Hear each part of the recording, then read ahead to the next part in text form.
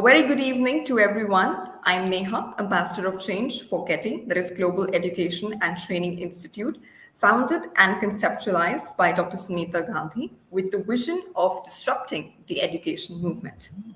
While we organize a lot of things, we also organize teachers training and we also organize tea talks where we invite speakers, educators, and policymakers from around the world to discuss various best practices with us to help our teachers spearhead this disruptive education movement.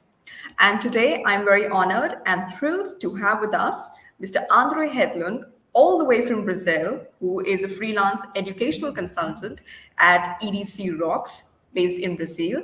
A very warm welcome to you, sir. Thank you so much for giving us your time and joining us this evening. Thank you very much, Neha. It's a pleasure, especially because I know I'm connecting with a lot of Indian educators, and you have such an amazing tradition in education. So I'm happy to contribute. Thank you so much, sir. Sir, we'll be talking about a very interesting topic, which is learning cosmos. I won't delve much into it because I think I'll give away if I delve into it. So I'll leave this introduction and also, delving into this topic to our very esteemed guest, Mr. Andre. And I'd like to, give the stage to him unconditionally so that he can take us through this very interesting topic that's in store for our teachers, parents, and educators. Sir, the stage is all yours now. Thank you very much again, Neha. I have to reinforce this idea that we are all connected somehow. We are all educators. And, I realized a couple of years ago that I had a lot to say about education and an English teacher as well, because that's my background. I've been teaching English for a couple of years now. And I really wanted to make sure that my fellow teachers from all over the world, and not just English teachers as, later came to me, but I wanted them to be in touch with the latest developments of cognitive psychology and neuroscience. And that's probably why I, started wondering. And wondering is something that I've been doing since I was a kid. And you will see that the outcomes of my wondering, throughout many years of my life and my career brought me here, where I am right now, with this conceptual framework that I developed a couple of years ago as a consequence, as a result, I'd say, of my master's dissertation. And I call it the learning cosmos, and I will tell you why I call it the learning cosmos in a second. But really, I want to invite you here. My mission with this presentation, with this topic, is to invite you on a journey, on a voyage into the learner's universe. I believe that as educators, anyone in education, and even people who are not directly involved with education, we should know something about learning and how learning happens from a more scientific perspective, not just intuition, not just replicating old models, but actually looking at the evidence. And there are many contributions out there. The thing is, because there are so many contributions, we don't know where to start, maybe. And I think the learning cosmos can help you, because I try to, piece together, let's say, many different contributions from cognitive neuroscience, cognitive psychology, social psychology, the psychology of individual differences, developmental psychology, all together in one place, in one illustration that I now call the learning cosmos. So my invitation here for you is really to explore. I want you to envision, to think of astronauts walking on, outside their spaceships and figuring out what's going on, trying to solve problems and wondering about what's beyond, their point of view in the universe. And I've always wondered this. I'm sure a lot of people here can relate to the feeling of looking up and thinking about the universe, the stars. Sometimes we are looking at planets and we think that they're stars and just wondering, what is that? How does that work? How did that get there? And I feel that as teachers, we have to be very good learners. We have to always want to keep our curiosity alive and explore different realities, different universes, if I may say that. And if you are an explorer, like I think I am, then hopefully this is going to help you. So the learning cosmos is something that I wrote for a magazine that is directed, actually. It was, edited by an excellent, wonderful person, Jack Scholes. And he invited me to do a piece for one of the issues that came out in 2020. And then I did write something for it. I wrote about learning principles and theories So, and one second, different. one second. I'm so sorry to Yeah, disturb you at this moment, but yeah. to our audience, I have pasted the link of this article in the chat box. So Okay. the article that sir is talking about is in the chat box for everyone to enjoy and view. Just was mentioning this. So sorry, sir. Please continue. Thank you. No, that's okay. Thank you very much, Neha. That's perfect. So you have the chance to read the article. You can download the PDF. And as I was saying, Jack Scholes invited me to do a piece for this magazine, New Roots magazine in Brazil, for English teachers. And but then this was not the first article I wrote for the magazine. I wrote one about learning principles and learning theories like behaviorism, constructivism, humanism, for example, social interactionism, and all of that. And then he invited me to do the cover article. And I thought, well, the cover article is very special. I have to do something incredible, something different, right? So I have to write something that nobody has ever written before. And I had just arrived, back in Brazil from my master's in the UK. And basically, what I did was my master's dissertation was about looking at the evidence about learning that was available. So I was in touch with, the latest authors and references in the literature about how we learn, and I wanted to put all of those things together in a place. Of course, there are too many things. I had to skip a couple. I'm not saying that the Learning Cosmos has possibly everything there is about learning out there, but I tried to get the main ones, the ones that I studied as a psychology of education student at the University of Bristol, and then put all of those things in one place to help you, educator, know about learning. So explore how we learn. And that's what I did. So I thought, when we study the universe, we have the laws of physics to guide us, right? We understand that there are um, certain ways that matter interacts with other things. So we know about light, we know about sound, we know about gravity, we know about different features of planets and galaxies and solar systems. We understand those things quite well, actually, because we've been studying them for a very long time. So if we transfer that knowledge, or if we use that as an analogy to understand learning, what could replace, let's say, the laws of physics in the realm of learning? And that's what I call, well, it's not what I call, it's what is called actually the science of learning. The science of learning basically looks at all of the fields or areas that study learning and then creates principles or discusses principles of how we learn. So, in the realm of learning, the science of learning does what the laws of physics do for physics, let's say. And why do I use this analogy of learning and cosmos and universe? Because I was inspired by people like such as Albert Einstein, who said, two things are infinite, the universe and human stupidity. And I'm not sure about the universe, but not just Albert Einstein, especially Carl Sagan. I'm sure you've heard of Carl Sagan, who was an American astrophysicist, an advocate for science. You've probably heard of Stephen Hawking as well, from the UK, who did amazing work on black holes, for example, wormholes, right? I was inspired by all of those people. As a matter of fact, I was reading Stephen Hawking's book, A Brief History of Time, and I realized that he was a master when it came to analogies, like explaining very complex things using concrete examples. And I thought maybe this could be the analogy that I was looking for so that I can talk about learning, because learning is a universe in itself, or maybe a multiverse, right? Maybe there are different universes there.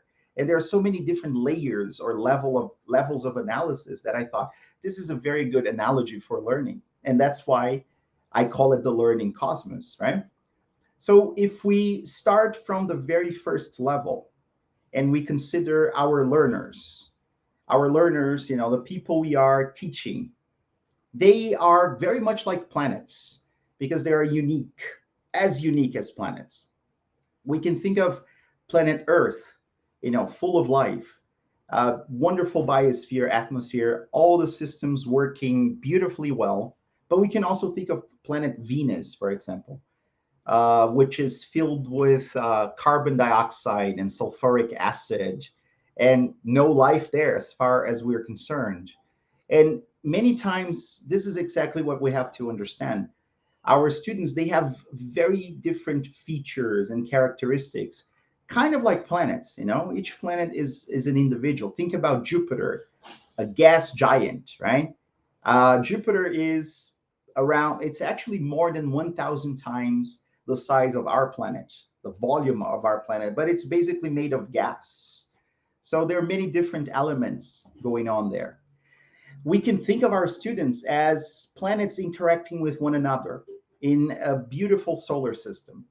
And when we think about that, then we can realize that different systems within the planet are at play so that our students can learn, right? Normally, we think of the cognitive sphere or system or whatever you want to call it as the first most important sphere taking place there, because we think about attention and memory as very important things for learning to happen. And that is true. Without attention and memory, there's no learning, to be honest, right? We know that. Just as without certain conditions for our planet, planet Earth, like oxygen, air, water, without those conditions, there's no life on the planet. So without cognition, there's no learning. So you see, I'm trying to compare how planets work with how learning works. And then if you go through all of the different spheres within the planetary level, you will see that cognition is not the only thing that matters. It's not just about attention and memory, but it's also about our students' emotional state, for example, and how they can deal with their emotions. It's also about the things that they believe in, attitudes and beliefs. If they have the wrong beliefs about learning, they may have attitudes that are not conducive to learning. So they're not going to learn well. I think my cat wants to come in, but just a second. And then, of course, we have different levels of motivation, and motivation can come from external sources or internal sources. And I'm going to show you very quickly because I know this is complex. As I said, you have to explore the learning cosmos on your own because you are the astronauts here, right? But if you go to the website, if you go to the link and you download the PDF, you can start with the cognitive sphere, and then you can move on to the emotional sphere and so on, because there's a lot to unpack. And again, it's really just like us or astrophysicists looking at the planet, looking at the solar system, looking at the galaxies or different stars, right? There's a lot to unpack. There are universes within those universes, if I may say that. And this is what the planetary level looks like. Inside each sphere, the cognitive sphere, the emotional sphere, the attitudes and belief sphere, and the motivational sphere, there are principles and theories about learning that I study as a master's student at the University of Bristol. So there, I actually have a lot of references for you to go to those theories or principles and read the papers or books by, the biggest references in the area for you to understand what is needed for our students to learn more effectively. So I'm not going to explore all of those things because we don't have time. And again, it's an invitation for you to explore those things yourself. But we can take a look very superficially at the things that I added to each sphere. So if we start with the cognitive sphere, my professor, Paul Howard-Jones, has published a book and a couple of articles on engage, build, and consolidate. That's how we learn from a cognitive point of view. We have to engage our attention. We have to build knowledge through our working memory, and then we have to consolidate that as long-term memory. We know that. This is something that cognitive neuroscience and psychology have known for many decades now. Stanislas Dehaene, who's a professor at Collège de France in France, he basically has the same elements: attention, engagement, feedback, and consolidation. So those things are important. They are the vital, fundamental conditions for learning to take place. If there's no attention, you cannot memorize things. You block the stimuli, you know? So if your teacher is talking, is explaining, or giving instructions, and you are not paying attention, nothing is getting inside your working memory. And if nothing is there, there's nothing to consolidate later. So we have to understand how those things work. And how do you understand how those things work? You go to the sources, you go to the references that I put there for you. So that's why the learning cosmos is not that innovative if you think about it. I think it is innovative, but the work that I did was basically compile all of those things together in one place to make it easier for educators to go to the source and to learn straight from the source. But then if we move to the next sphere, the emotional sphere, and I'm sure you've heard some of the names here, especially Daniel Goleman's name, right? We have emotion regulation, and that's Gross and Thompson. We have emotional intelligence, that's Daniel Goleman. And we have the theory of constructed emotion, that's Lisa Feldman Barrett. If you read the books, if you go to the papers, if you watch their lectures, and you understand how we can better control our emotions, how we can refrain from, for example, acting impulsively, how we can, even though we have a very intense emotional state going on, how can we control that? We can never really suppress our emotions. Emotions and cognition, they cannot be separated completely, you know? We can control, we can manage, but we have to be more emotionally intelligent. So sometimes your students are paying attention, going back to the cognitive sphere. Sometimes they are paying attention, but then there's something that happens between engaging and building knowledge and consolidation, maybe because they need time to consolidate memory and learning. Something happens. Maybe it's a feeling or an emotion that doesn't allow them to consolidate that memory or learning properly because they're not emotionally intelligent, or they lack some of the skills to be better able to control their emotions. So you, educator, you have to understand the basic principles of that. Otherwise, you're not, I mean, you could be helping your students much more if you really understand what's going on. But then moving away from the emotional sphere, we have the attitudes and beliefs sphere. I added a couple of principles that I think cover most of what I learned as a student at the University of Bristol. And they are metacognition, proposed by John Flavel in the 1970s. You know, thinking about thinking and learning how to learn. That's the slogan of metacognition, right? But we also have self-efficacy. That's Albert Bandura. And self-efficacy has to do with the capacity to establish and stick to goals, objectives, and to reach them, actually. So, you know, being able to adjust things. And it's related to metacognition as well. And of course, Carol Dweck with growth mindset, which became a buzzword, right? A mindset. Everybody's talking about mindset. There are some elements nowadays that are not, they're a little bit controversial, I'd say. Carol Dweck has revisited her term a couple of times. But, you know, if you go to the source, if you read about it, if you read the newest developments, you will understand that a growth mindset gives you the ability to rethink your attitudes about learning. It's not just about being overly talented or having, I don't know, the gene for learning, but it's really about commitment and effort as well. Without commitment and effort, you cannot be a very successful learner. We also have the motivational sphere.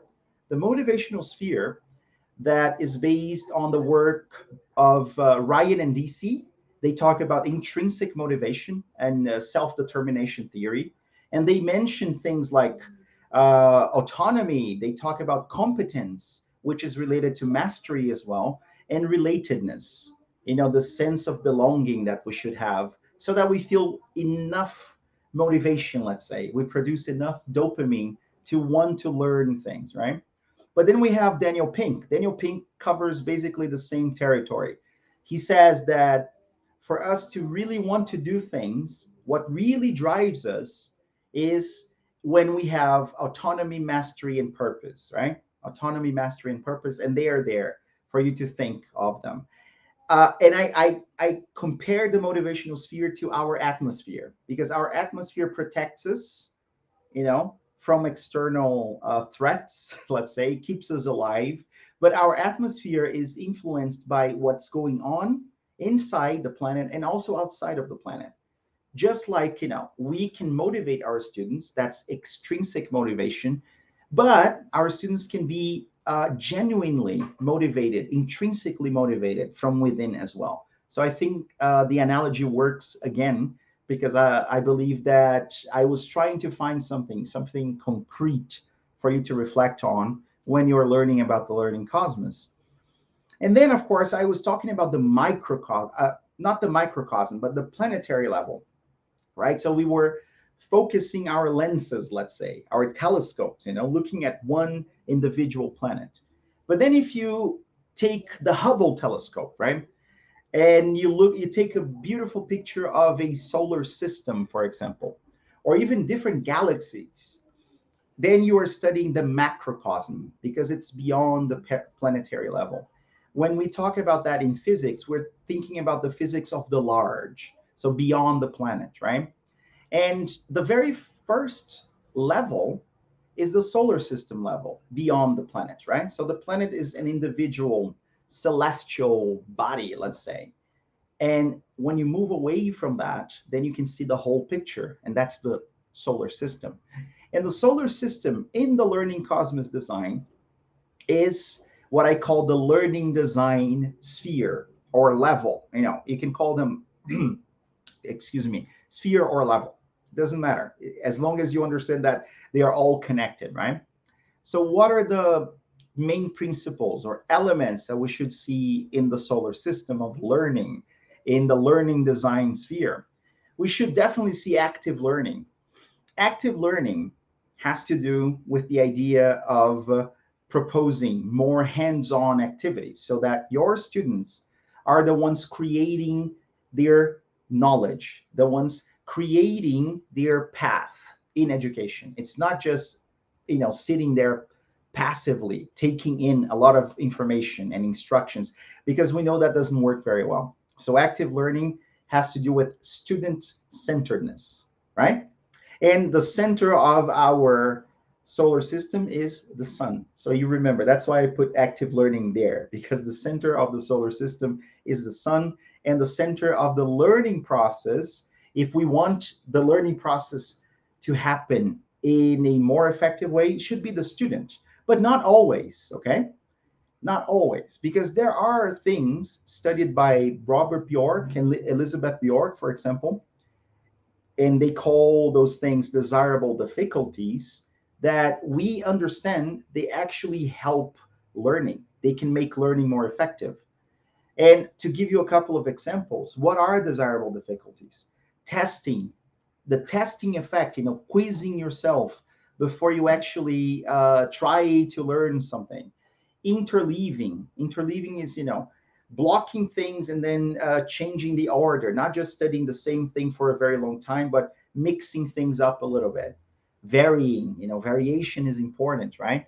Retrieving, so trying to bring back the things you've been exposed to something just now, trying to bring that back to your working memory. Retrieving or recuperating, freshly learned information.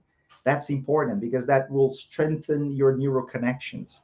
Those things are desirable difficulties. And spacing as well. He talks about, so it takes time for us to consolidate memory. So massifying, or just cramming, let's say, studying everything on the same day or for a short period, is not as good as if you space things out. So you study a little bit today, tomorrow, a couple of days after, a week after, at the end of the month, because that will help you consolidate memory more effectively. But also flexible learning, because as I said, every student is a planet in the solar system or a different solar system. And if they don't have their own path, if things are not personalized and customized and individualized and differentiated for them, if we treat students as if they were the same planet, then learning is not going to take place effectively. We have to realize that they are unique. So we have to add flexible learning resources for them to learn. Sometimes, they have their own pace. And sometimes we have to allow them to learn according to what they can do. Otherwise, we are probably traumatizing them and not much learning is taking place, right? And then we get to the interstellar level. So the interstellar level has a lot to do with what is beyond our capacity as educators, because we don't have a lot of say here. So if we go back to this level, the solar system level, you as a teacher, you have a lot of say here because it's the learning design level. So you can create the learning and teaching experiences for your students because you plan your lessons. Because, when you give a talk, a lecture, a workshop, you plan those things and you can embed different types of activities so that your students can do something more or less hands-on. They can collaborate more or less. So that's you. You are the star here. You shine here, right? But keep in mind that the real star is your student because you're trying to make your student learn, right? But again, you have a lot of say here. You can do basically pretty much whatever you want as a teacher when you're designing the learning experience for your students. But then here, as you move away from this level, the solar system level, and you get to the interstellar level. So imagine a spaceship in the future, maybe going beyond Pluto, right? Think about the heliosphere that marks the end of our solar system, for example. Then the influences they're still very important, but they're very far from our context. And many times there's an imposition. It's a structural thing that it's very top down that tells us what we have to do in the classroom or in any learning teaching setting, right, or educational setting. It tells us what we have to do, but it's still very far from us. We cannot really reach those things. It takes time to get there, right? Kind of like the spaceship traveling across the solar system, trying to move away from the solar system and moving closer to the next star. That's why we call it the interstellar level, because it's between stars, right? And what do you see there? You see basically two things. You see the context, but you also see resources. And what do I mean by resources and context? And I call that so interstellar level to compare with the universe, the cosmos. But for us educators, it's the environmental level. Why environmental level? Because you have to think about, where are you teaching? What are the cultural aspects of, I don't know, maybe your country or your school? What are the policies that your school adopts, for example, or the learning or educational setting? What kind of infrastructure do you have? Because that matters, that will have an impact on learning, of course. Some schools I used to supervise here in Brazil, they had access to all kinds of ed tech, like top-notch technology to connect with students from all over the world. They had interactive whiteboards. They had virtual reality goggles and all of that, right? But I've also supervised schools where sometimes they don't even have, internet connection. Sometimes, and I know of places, and we know, and I'm sure India has very, very similar problems to Brazil. Sometimes you don't even have a roof over your students' head, right? So they have to learn in the open, and the teacher has absolutely no resource except for his or her voice and maybe a stick to draw on the ground, the sand or something like that, right? Or and realia and stuff like that. So there are different, very, very different environments, and we have to take those into consideration. There's also the approach adopted by your institution. So a lot of institutions are more, they're leaning towards behaviorism more. So they believe in reinforcement mechanisms more, and they do work to a certain extent, right? I'm not saying you should chuck behaviorism. It's important. But the problem is if you only work with behaviorism, right? So you create reinforcement mechanisms and punishment, right? So your students will get to a certain results, and that's the case of most schools around the world. You have high stakes tests, for example, and they have to do the hard work to get a passing grade. That's pretty much based on behaviorism. But then you have other approaches leaning towards, let's say, constructivism, like Montessori, Reggio Emilia, Waldorf, for example. Then sometimes you don't even have tests there. You work with pedagogical documentation or portfolios as assessment, or project-based learning, for example. And then students, they're not really only learning, let's say, content, but they're also developing skills and competencies and social and emotional learning, right? So those things matter because depending on the approach, you as a teacher will have your hands tied more or less, right? You will be able to do this or that more or less. And this will certainly have an impact on learning. Also, the staff, right? And the connections and how you deal with your peers. And if it's a welcoming environment or a very competitive environment, if it's conducive to burnout, for example, and all of that, if you're exhausted when you're in the classroom, and then how can you focus and how can you help your students learn more effectively. So all of those things are very important. And now I'm very honored to present to you the Learning Cosmos design. So this is what I did. I all of the things that I discussed now with you, I put them together in one illustration that resembles the cosmos, that looks like the universe, from the planetary level to the macrocosm that involves the solar system and the interstellar levels, right? So you can see that the planetary level is very central there because you see the planet and all of those different layers: cognitive, emotional, attitudes and beliefs and motivation. And then you move away from the planet into the solar system. And then you have the learning design sphere. And then you move away from the solar system into the interstellar space, the space between the stars where you can see the galaxies. And then you have the environmental sphere where you can find context and resources. And that's what the Learning Cosmos is: a reference, a place to go to when you start your journey, your voyage, exploring how learning takes place. And you can use the Learning Cosmos to guide you, okay? There are many things that I didn't add to the Learning Cosmos design, of course. It would be impossible to cover everything, but I did add the things that I thought were very representative of everything I've learned about learning and teaching. So even though some things are not there, if you go to the sources, if you go to metacognition, John Flavel, or Bandura, self-efficacy, they will mention the other things that are not there because they are embedded somehow. They're part of the Learning Cosmos. So I just wanted to finish here to wrap up by saying that I believe the Learning Cosmos can be used for you to do research. It can serve as the light that is being sucked into the black hole of policy, right? Because sometimes policy, top down, policymakers, they don't always have a background in education.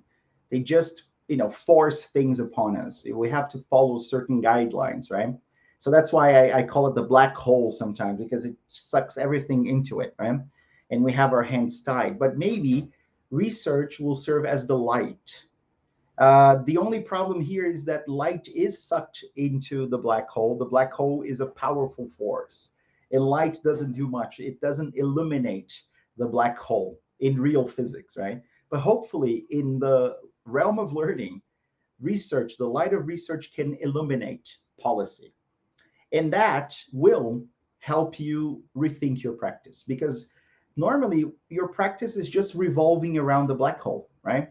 Away from the light sometimes. You're just following guidelines that were set forth by people who don't have a background in education, who told you this is what you have to do. So as long as you understand the research and you look at the evidence and you talk to other educators, hopefully this light can be shown into or onto the policymakers, and then they will, I don't know, maybe rethink the guidelines, base the guidelines on evidence. And it's something for you to reflect on your practice as well. I do think that it can be a useful guide for you to rethink your practice. It could be a reflective tool for you to understand how cognition, emotion, motivation, all of those things work. A possible direction. I don't know what to do here. So you go to the learning cosmos, go to the sources, learn about them. A flexible framework, because you can start from one sphere and then you can move on to the others. And remember, it is always something you will add to or remove, because it's never set. As we make progress and we understand more about learning, we have new evidence. We are going to have to change a couple of things inside the learning cosmos design. So I will be doing that as long as I'm alive, I guess.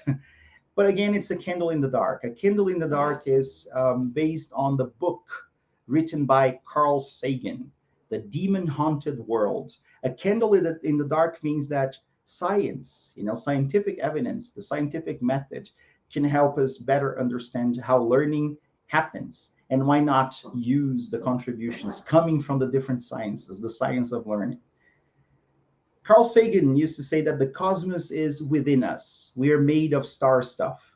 We are a way for the universe to know itself. And I love this quote because we can know about learning, and we can understand learning, and we can understand ourselves better if we just understand how we learn, how our attention networks function, how we get emotional, how we can stop certain behaviors and impulses and all of that, right? So we have to learn about learning. And the great inspiration for the learning cosmos, Stephen Hawking, he used to say that, remember to look up at the stars and not down at your feet. Try to make sense of what you see and wonder about what makes the universe exist. Be curious. So it's my invitation for you to explore the beautiful, amazing, intricate learning cosmos, because there are different layers, there are different principles, and you are the astronaut. So you will decide where you can go, given the resources that you have. But I put all of those things together in one place for you, and I call it the learning cosmos. So thank you very much. I suppose I can take a few questions now, right? Absolutely, sir. Thank you so much for. I don't know. I'm very mesmerized because as I think in towards the end when you mentioned Carl Sagan, who is one of my favorite thinkers, I think Yep, he made science so simple and understandable for the general public. I think in the most same definitely. way you have made I think you amalgamated the complex concepts of cosmos and the universe to education. I wasn't really expecting that, but that's very beautiful thought over there. And a Yeah. couple of questions before we wrap up. How do you see the role of teachers, parents, and educators in this cosmos of yours? Where are they placed and what are they doing? And, I think in the Yeah. science stuff, what's their role basically? Perfect. Well, that's a great question. One of the sources of inspiration I had for the learning cosmos was a design by Uri Bronfenbrenner, so a Okay. social psychologist who was naturalized American, but I think he was born in Russia or Ukraine or something. Okay. But Okay. he designed something that he called ecologic systems theory. So ecological systems theory, right? So basically, when you look at that, it's similar to the cosmos. You have concentric circles, and each circle represents a level of impact or influence on the individual. So he was Okay. not talking about learning necessarily, but people as a whole. And he Okay. says there's the micro level and the macro level, and he says Mm-hmm. for so the immediate surroundings of the kid, for example, like the family of the kid. And I feel that that's exactly where parents and policymakers and educators they fit.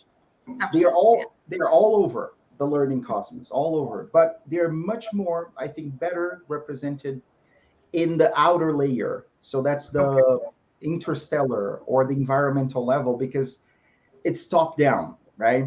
I think Mm-hmm. that top down, of course, if your parents don't read to you, and if they don't help you control your emotions, they're going to impact your emotional intelligence, your cognition. A lot of things are Absolutely. going to happen there. But I Absolutely. think Absolutely. right? So I think the parents, the policymakers, and teachers, educators, not necessarily teachers in the classroom, but also the school managers, they have to understand all of those principles of the learning cosmos to look for gaps, for things that are not working very well. Possibly, maybe they say this is a great school. We have a very good relationship with our parents, the families, but there's something wrong. Something is not working. Maybe it's the emotional sphere. Yeah. Maybe they're terrorizing their students with pressure, and they're intimidating students, and then they don't understand how emotions work. And that's Absolutely. why I think parents, they should know about emotional intelligence and how we Okay. regulate emotions. Same thing for policymakers.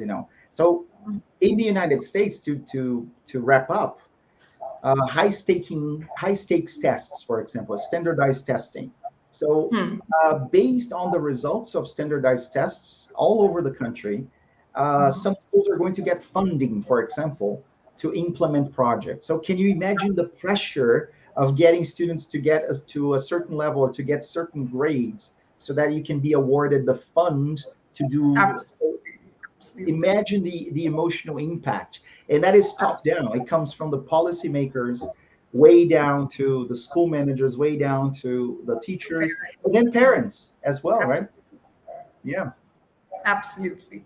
That's a very wonderful take on my question. And now, apologies in advance for asking a question that's going to benefit me and the organization. But No, how do go you ahead. see the thank you so much. How do you Yeah. see the role of teacher training in this? The importance of teacher training in, for example, you mentioned flexible learning, hybrid learning, Yeah. and I think in a country like India, this is a very new and I would also say a very difficult concept to embrace since all Yes. of us are so, equipped with the chalk and talk method, and since hybrid learning is, I think, a headache on its own. So I think, but this is the way forward. So the only answer is Definitely. teacher training. So how would you, cite the importance of teacher training in that way? Yeah. So, as I said, I think the learning cosmos can be a reflective guide, let's say, a Absolutely, useful tool for teacher trainers to understand. Excuse me, there's some noise here. Let me just close. But for teachers to reflect on what should be part of their training program, for example. okay, okay. I designed the Learning Cosmos Mm-hmm. as a tool to help Mm-hmm. train teachers as well. So I'm a teacher trainer, so I feel Okay. that there should be a program based on the Learning Cosmos or the spheres of the Learning Cosmos. Maybe let's work on cognition, and maybe there Okay. should be a 10-hour program about how attention works, how memory Hmm. consolidation works, how Hmm. engagement and building new knowledge and feedback works, right? From a neuroscientific and a psychological perspective. And I feel like a lot of what we do as educators and teacher trainers is that we are replicating stuff that maybe doesn't work well anymore. It's Absolutely. outdated. It's not Absolutely. really based on the latest evidence that we have. And my master's course took place from 2018 to September 2019. So it's recent evidence, the stuff that I read. Some of it, of course, seminal works like John Flavel, 1979. It's still Hmm. very relevant today, metacognition. So it started Okay. there. It's an old reference, but it still stands, right? So it's something that we should know. And I feel like Absolutely. this you can base your teacher training course on the Learning Cosmos. So it's available. People can download from my website. Then you Absolutely. go to the books, go to the sources, go to the papers, read about those things. And then when you're creating your teacher training program, use those things, add those things, right? Absolutely, absolutely. That's a Yeah. very wonderful conclusion, I would say, to your concept of cosmos. And once again, I would like to remind my audience that there is the link to the article by Sir and a link to the book, which is at Amazon. Sir says that we should prefer the Kindle version more than the hard copy version of it, and personally, even I feel that. So I think our audience members can go read the article and also buy the book, which I think, as Sir mentioned, is going to help them in curating their own Cosmos training and using the various resources over there. Thank you so Definitely. much, sir. Thank you so much, sir, for joining us this evening. And before we conclude, do you have any parting thoughts for our audience, our students, parents, educators? Yeah, well, before I just wanted to thank you very much for the opportunity. I know there are Indian teachers watching, and I'm very glad to connect with you. I feel that we are together. It's all part of this giant cosmos, but we are together. We belong here, the same place. We're just connecting, sharing best practices. And my message, to anybody watching us is really explore the learning cosmos. Absolutely. Be like the astronaut I showed you. I think our curiosity is one of our greatest tools. Our language is the tool of tools, according to Vygotsky, because we can use language to transmit our thoughts into other people's heads, from across the world. And this is exactly what I did. I looked at what people from some people are actually not even alive nowadays, but those people have left a rich legacy of their research in Absolutely. writing, in books, in papers, in lectures. I use language to understand what they left behind for us. And I use my language to put that into one illustration. And I'm using my language to connect with you now. So remember how powerful your language is. And just, explore the learning cosmos, learn more about how we learn. And maybe, who knows, we can help our students learn more effectively. That's a very Carl Sagan way to end this very wonderful talk based on, I think, one of his favorite topics, the show, basically, Cosmos. Well, thank you so much, sir, for joining us today, and I hope to see you around again. Thank you so much. Thank you very much, Neha. Thank you, everybody, for watching. Okay. Thank you, sir. Bye.